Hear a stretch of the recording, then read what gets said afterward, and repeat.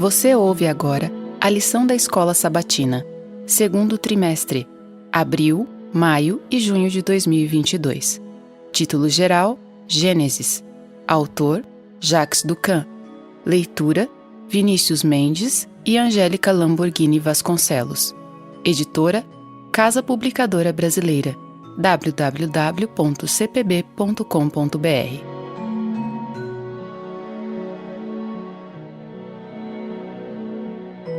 Lição 1. A Criação. Sábado, 26 de março.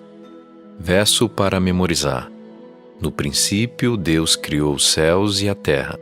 Gênesis 1, 1. O livro de Gênesis e, portanto, toda a Bíblia começa com os atos divinos da criação. Esse fato é muito importante, pois significa que nossa criação marca o início da história humana e bíblica. Isso também indica que o relato da criação contido em Gênesis tem a mesma veracidade histórica de outros eventos da história humana e bíblica. Os dois textos sobre a criação, em Gênesis 1 e 2, contêm lições sobre Deus e a humanidade. Nesta semana, entenderemos melhor o profundo significado do sábado e refletiremos sobre o ato divino de criar o ser humano à sua imagem a partir do pó da terra. Ficaremos fascinados com o propósito da árvore do conhecimento do bem e do mal e entenderemos sua conexão com a árvore da vida. A lição mais importante das histórias bíblicas sobre as origens é acerca da graça. Nossa existência é puramente um ato da graça. Deus criou os céus e a terra enquanto os seres humanos ainda não existiam. Assim como nossa criação, nossa redenção também é um presente divino.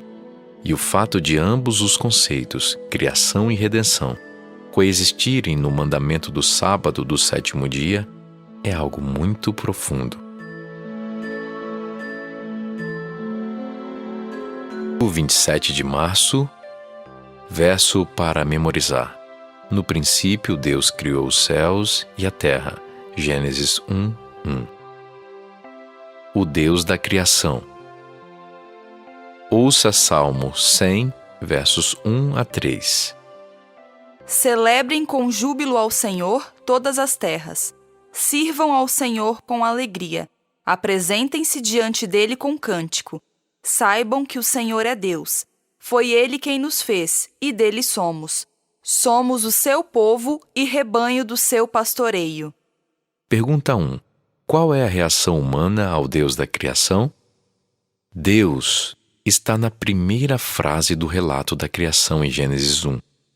Na tradução, lemos: No princípio, Deus. Na primeira linha, a palavra Deus está no meio do verso e no canto litúrgico tradicional é pronunciada com maior entonação para enfatizar sua importância. Sendo assim, o texto da criação começa dando ênfase a Deus, seu autor. O livro de Gênesis inicia com duas apresentações diferentes de Deus. O primeiro relato da criação o apresenta como infinitamente distante do ser humano, o Deus transcendente, Elohim, cujo nome traduz a supremacia divina. O nome Elohim denota preeminência e força, e o uso da forma plural expressa a ideia de majestade e transcendência. O segundo relato da criação apresenta Deus como próximo e pessoal, o Deus imanente, Yahweh, cujo nome para muitos indica proximidade e relacionamento. Portanto, o texto da criação como um todo é um apelo implícito para adorarmos a Deus, estarmos cientes de sua grandeza e de seu poder infinitos em primeiro lugar e, ao mesmo tempo, reconhecermos nossa dependência dele, pois ele nos criou e não nós. Por isso, com frequência, muitos salmos associam a adoração com a criação. Esse conceito duplo de um Deus que é majestoso, poderoso e que ao mesmo tempo é próximo, amoroso e se relaciona conosco, contém um ponto importante sobre como devemos nos aproximar do Criador na adoração. Temor e reverência devem acompanhar a alegria e a certeza da proximidade, do perdão e do amor divinos. A sequência das duas apresentações sobre Deus contém uma mensagem: a experiência da proximidade divina e da intimidade de sua presença segue a experiência de seu distanciamento. Somente quando percebemos que Ele é grande, somos capazes de apreciar sua graça e desfrutar com reverência de sua presença maravilhosa e amorosa em nossa vida. Pense no vasto poder de Deus que sustenta o cosmos e ainda pode estar tão perto de cada um de nós. Por que essa verdade maravilhosa é tão incrível?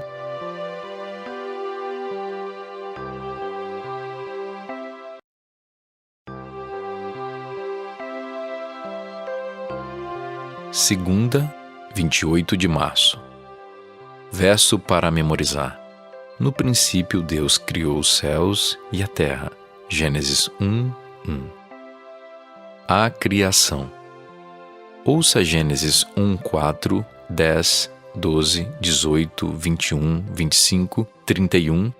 E Deus viu que a luz era boa e fez separação entre a luz e as trevas. Deus chamou a porção seca terra, e ao ajuntamento de águas chamou mares. E Deus viu que isso era bom.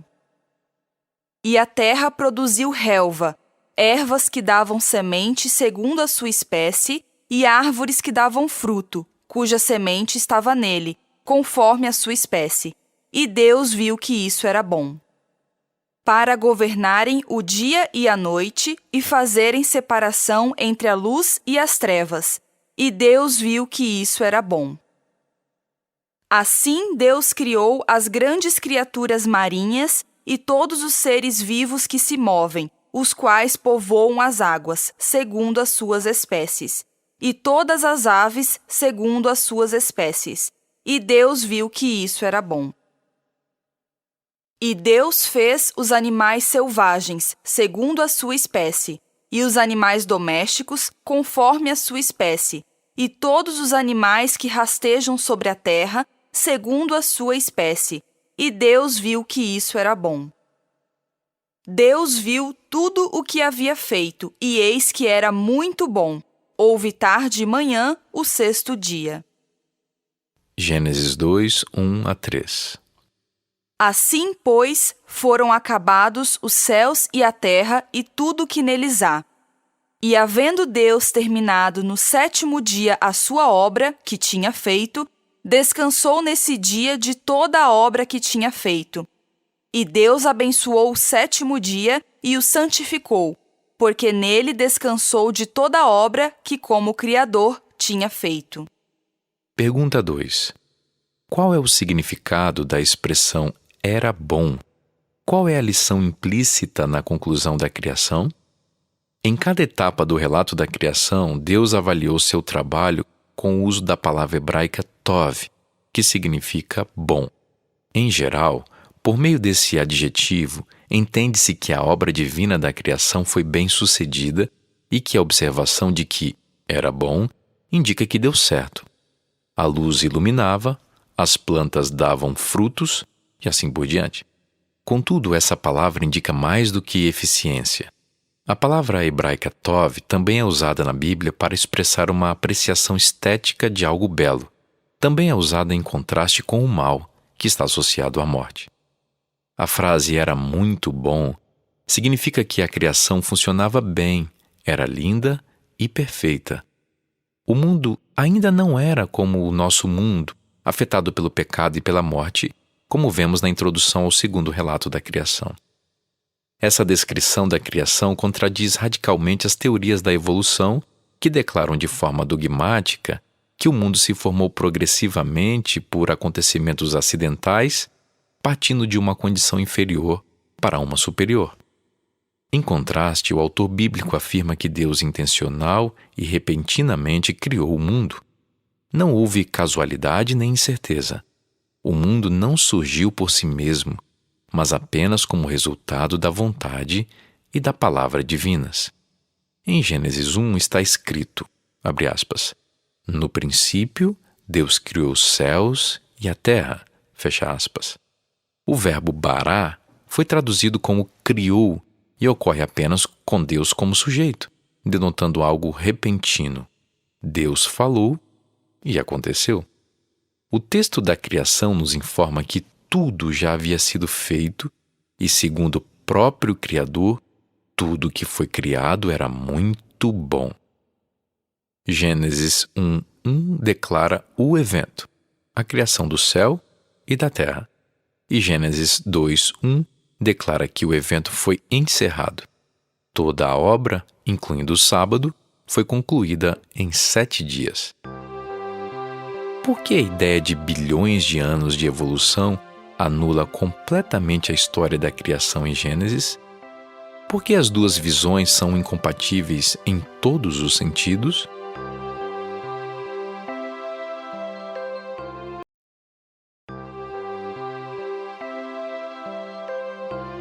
Terça, 29 de março.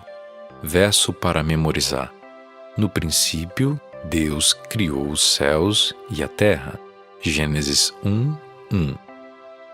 O sábado. Ouça Gênesis 2:2 e 3. E havendo Deus terminado no 7º dia a sua obra, que tinha feito, descansou nesse dia de toda a obra que tinha feito. E Deus abençoou o 7º dia e o santificou, porque nele descansou de toda a obra que, como Criador, tinha feito. Êxodo 20:8-11. 6 dias você trabalhará e fará toda a sua obra, mas o 7º dia é o sábado dedicado ao Senhor seu Deus. Não faça nenhum trabalho nesse dia, nem você, nem o seu filho, nem a sua filha, nem o seu servo, nem a sua serva, nem o seu animal, nem o estrangeiro das suas portas para dentro. Porque em 6 dias o Senhor fez os céus e a terra, o mar e tudo que neles há, e ao 7º dia descansou. Por isso o Senhor abençoou o dia de sábado e o santificou. Pergunta 3. Por que o sábado está relacionado à criação? Como isso afeta nosso modo de observar esse dia? Foi precisamente por ter concluído a criação que Deus instituiu o sábado, que é, portanto, a expressão de nossa fé, pois cremos que o Criador concluiu sua obra e considerou tudo muito bom. Observar esse dia é unir-se ao Criador no reconhecimento do valor e da beleza de sua criação. Podemos descansar de nossas obras, assim como Deus descansou das dele. A guarda do sábado significa concordar com o muito bom, o que inclui nosso corpo físico. Ao contrário de algumas crenças antigas e modernas, nada nas Escrituras, Antigo Testamento ou Novo Testamento, sugere que o corpo seja mau. Esse é um conceito pagão, não bíblico. Os observadores do sábado são gratos pela criação, que inclui seu próprio corpo. Por isso desfrutam da criação e cuidam dela. O sábado, que marca o primeiro fim da história humana, é também um sinal de esperança para a humanidade sofredora e para os lamentos do mundo. É interessante que a ideia de obra acabada reaparece no fim da construção do santuário e no fim da construção do Templo de Salomão, ambos os lugares em que a lição do Evangelho e da salvação foi ensinada. Após a queda, o sábado apontou para o milagre da salvação, que acontecerá somente por meio do milagre de uma nova criação. Esse dia é um sinal no fim da semana humana de que o sofrimento e as provações deste mundo também terão fim.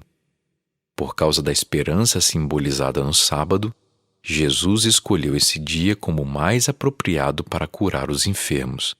Ao contrário das tradições às quais os líderes estavam presos, por meio das curas aos sábados, Jesus indicava o tempo em que toda dor, sofrimento e morte acabariam, que é a conclusão do processo da salvação. Portanto, cada sábado nos aponta para a esperança da redenção. Ao descansarmos no dia de sábado, em que sentido experimentamos o descanso e a salvação em Jesus no presente, que se cumprirá, em última instância, na criação de novos céus e da nova terra?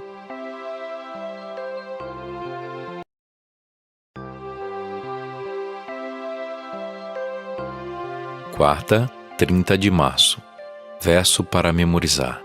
No princípio, Deus criou os céus e a terra. Gênesis 1:1. A criação da humanidade. Os seres humanos são o clímax da criação, o propósito para o qual a terra foi feita. Ouça Gênesis 1:26-29. E Deus disse: façamos o ser humano à nossa imagem, conforme a nossa semelhança.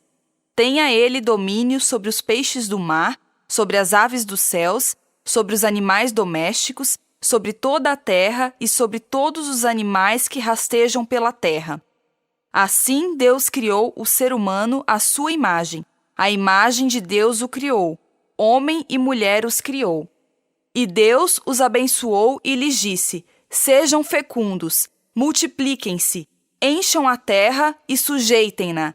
Tenham domínio sobre os peixes do mar, sobre as aves dos céus e sobre todo animal que rasteja pela terra. E Deus disse ainda: eis que lhes tenho dado todas as ervas que dão semente e se acham na superfície de toda a terra, e todas as árvores em que há fruto que dê semente. Isso servirá de alimento para vocês. Gênesis 2:7. Então o Senhor Deus formou o homem do pó da terra e lhe soprou nas narinas o fôlego de vida, e o homem se tornou um ser vivente. Pergunta 4. Qual é a conexão entre as duas versões diferentes da criação da humanidade? Somente o ser humano foi criado à imagem divina. Com frequência, essa fórmula tem sido limitada à natureza espiritual dos humanos, ou seja, a ideia de que a imagem de Deus significa apenas a função administrativa de representá-lo ou a função espiritual de relacionamento com ele ou com os outros. Embora essas interpretações sejam corretas, não abrangem a importante realidade física da criação. Ambas as dimensões estão de fato incluídas nas duas palavras, imagem e semelhança, que descrevem esse processo em Gênesis 1:26.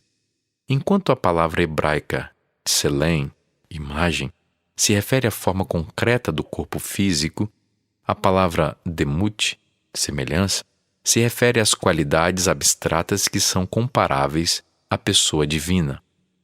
A noção hebraica da imagem de Deus deve ser entendida no sentido integral da visão bíblica da natureza humana.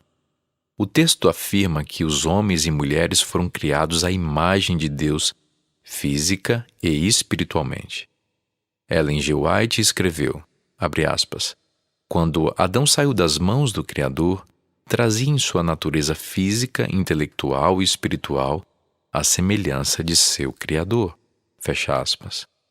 Essa compreensão integral da imagem de Deus, incluindo o corpo físico, é reafirmada no outro relato da criação, o qual diz que o homem se tornou um ser vivente, literalmente uma alma vivente, como resultado de duas operações divinas. Deus formou e Deus soprou.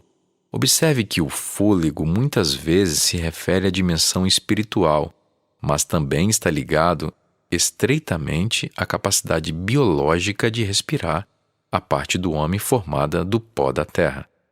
É o fôlego de vida, isto é, fôlego espiritual e vida física. Deus fez mais tarde uma terceira operação, dessa vez para criar a mulher a partir do corpo do homem, uma forma de enfatizar que ela é da mesma natureza do homem.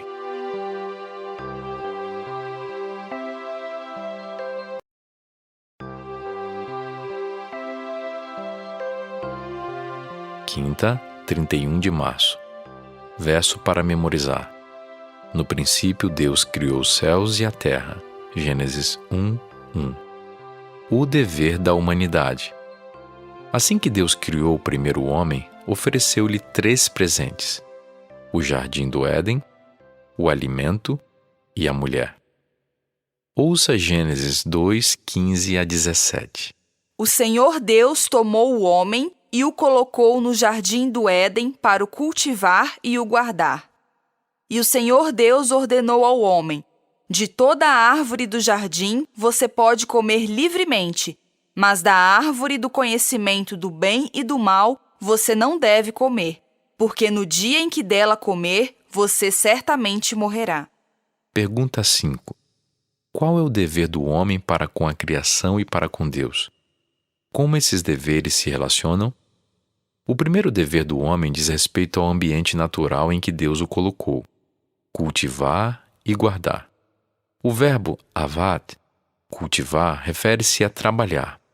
Não basta receber um dom, deve-se trabalhar nele e torná-lo frutífero, lição que Jesus repetiu na parábola dos talentos. O verbo chamar, guardar, implica a responsabilidade de preservar o que se recebeu. O segundo dever diz respeito ao alimento. Deus o deu aos seres humanos e disse: você pode comer livremente. Os seres humanos não criaram as árvores nem seus frutos. Esses são dádivas, presentes da graça. Mas há um mandamento aqui também. Eles deveriam receber o presente divino e desfrutar de toda a árvore.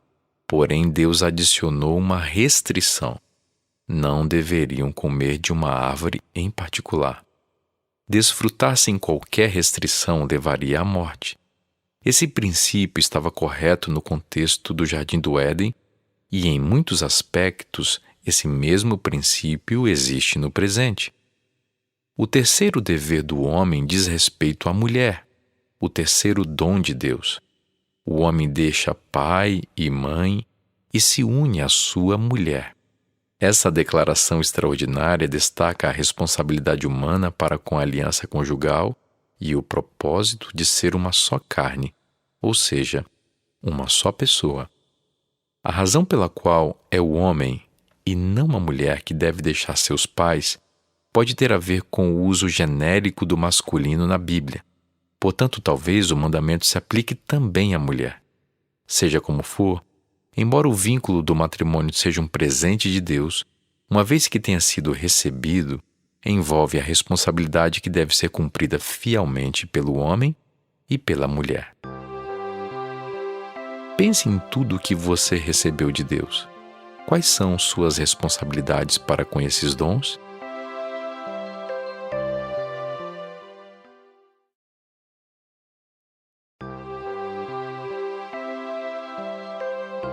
Sexta, 1º de abril. Verso para memorizar. No princípio, Deus criou os céus e a terra. Gênesis 1:1. Estudo adicional. No livro Educação, Ellen White escreveu, abre aspas, uma vez que o livro da natureza e o da revelação apresentam indícios da mesma mente superior, eles não podem deixar de estar em harmonia. Com diferentes métodos e linguagens, dão testemunho das mesmas grandes verdades. A ciência está sempre descobrindo novas maravilhas, mas nada atrás de suas pesquisas que, corretamente compreendido, esteja em conflito com a revelação divina. O livro da natureza e a palavra escrita lançam luz um sobre o outro, servem para nos familiarizar com Deus, ensinando-nos algo das leis por meio das quais Ele opera. Entretanto, conclusões equivocadas, tiradas dos fenômenos observados na natureza, têm dado lugar a supostas divergências entre a ciência e a revelação. E nos esforços para reestabelecer a harmonia, tem-se adotado interpretações das Escrituras que abalam e destroem a força da palavra de Deus. Tem-se pensado que a geologia contradiz a interpretação literal do relato da criação feito por Moisés. Alega-se que milhões de anos tenham sido necessários para que a Terra evoluísse do caos. E a fim de acomodar a Bíblia a essa suposta revelação da ciência, admite-se que os dias da criação tenham sido períodos longos, indefinidos, abrangendo milhares ou mesmo milhões de anos. Essa conclusão é absolutamente infundada. O relato bíblico está em harmonia consigo mesmo e com o ensino da natureza. Fecha aspas. Perguntas para consideração. Nossa fé seria afetada se acreditássemos que os relatos das origens fossem lendas com lições espirituais mas sem veracidade histórica? No texto bíblico, quais pistas sugerem que o autor sabia que esses relatos eram históricos? Qual é o testemunho de Jesus sobre a veracidade histórica desses relatos? O que Gênesis ensina sobre a importância de cuidar da terra? Como ser bons mordomos do planeta e ao mesmo tempo evitar adorar a criação? Apesar da devastação causada pelo pecado, as maravilhas da criação ainda se manifestam, falando sobre a bondade e o poder de Deus?